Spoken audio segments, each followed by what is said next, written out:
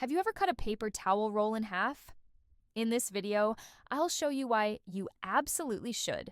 The size of each piece will depend on the size of the container you're using, and I'll explain that in more detail in a moment. Next, remove the cardboard tube from the center. You can usually do this by gently bending it back and forth and then pulling it out. It comes out very easily.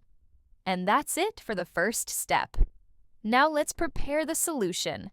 Take a bowl and add some water. I'm using 400 milliliters of water. You'll also need isopropanol, also known as rubbing alcohol.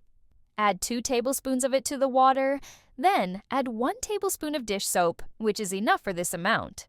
If you like, you can also add a few drops of an essential oil of your choice for a pleasant scent. Mix everything together thoroughly.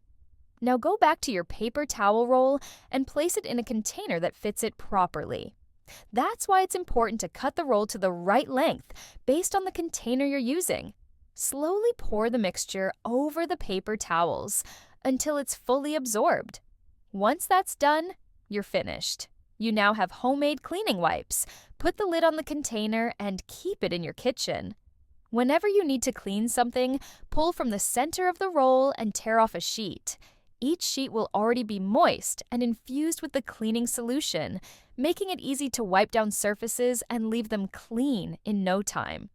Thumbs up and subscribe for more tips like this.